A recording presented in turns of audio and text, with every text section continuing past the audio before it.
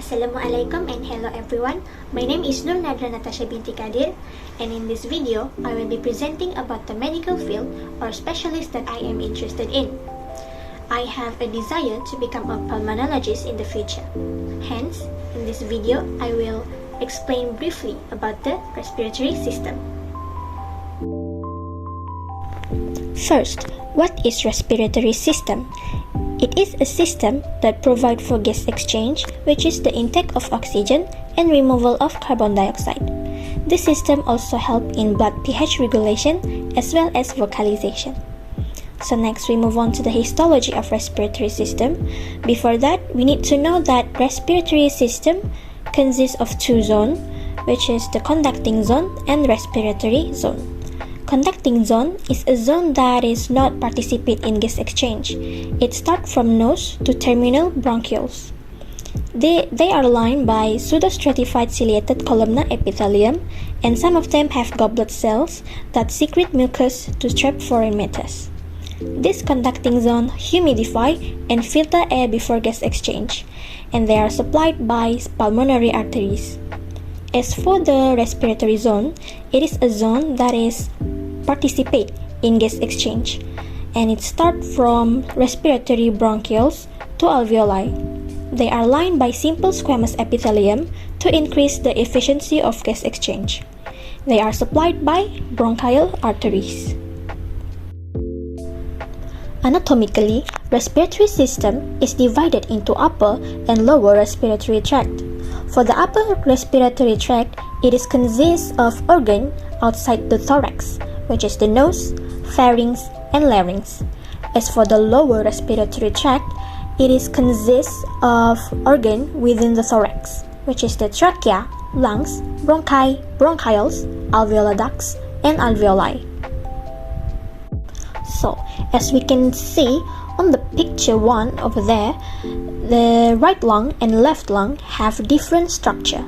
The right lung have 3 lobes, which is the superior, middle, and inferior, and have 2 fissures, horizontal and oblique. But for the left lung, it only have 2 lobes, the superior and inferior, and only have 1 fissure, the oblique fissure. And for the left lung, we can see that there is a cardiac notch and lingula of lung. For the second picture, it actually shows the pleura of lungs, which is the visceral pleura and parietal pleura. The visceral pleura is the inner layer that covers the surface of lungs, and the parietal pleura is the outer layer, and it is attached to the chest wall. In between these two pleura, there is the pleural cavity. For the structure of alveolus, it is actually consists of type 1 pneumocyte, which line the alveolar surface, type 2 pneumocyte, which secrete surfactant to reduce surface tension, and also alveolar macrophage. So the gas exchange actually happen between the respiratory membrane, which consists of type 1 and type 2 alveolar cells, epithelial basement membrane, capillary basement membrane, and capillary endothelium. So next, we move on to the physiology of respiratory system. Basically, respiration consists of 4 processes, which is the pulmonary ventilation, external respiration, transportation of oxygen and carbon dioxide, and lastly, the internal respiration. However, I would like to explain only about the external and internal respiration, as well as the muscle that involved during inspiration and expiration. So, I will start first with external respiration.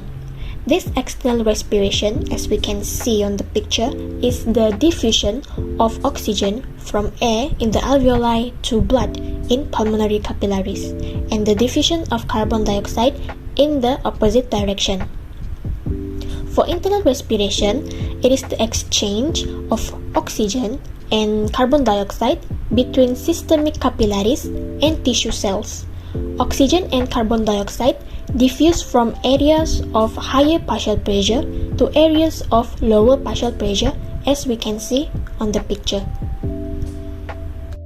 As for the muscle, as we can see in the picture, During the inhalation, the diaphragm contracts and the ribcage expands. This causes the increase of size to the thoracic cavity and the decreased pressure inside.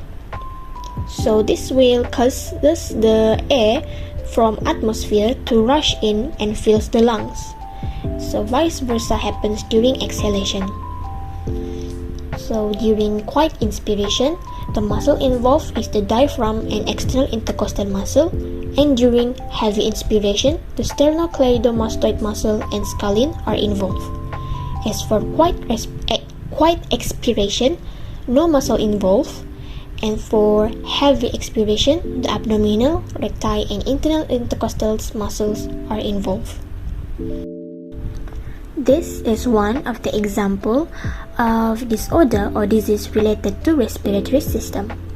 Emphysema is a COPD or chronic obstructive pulmonary disease. It is a lung disease causing restricted airflow and breathing problems. So what actually happens in the lungs of emphysema patient? There is a destruction of the walls of the alveoli. Abnormal large air space remain filled with air during exhalation. So this causes less surface area for gas exchange. And the lung elastic recoil also decrease due to loss of elastic fibers. This disorder is caused by long-term cigarette smoke, air pollution, or exposure to industrial dust. Emphysema can be treated by cessation of smoking, breathing exercise, or by oxygen therapy. One of the pulmonologists that I look up to is Dr. Sharif Fayed. Dr. Fayed is a pulmonologist with over 20 years of experience. He is experienced as a respiratory consultant in both Egypt and the UK. So one of the research that is done by Dr. Fayed is the predictors of morbidity and mortality in mechanically ventilated COPD patient. So that's all from me. Thank you very much for your attention.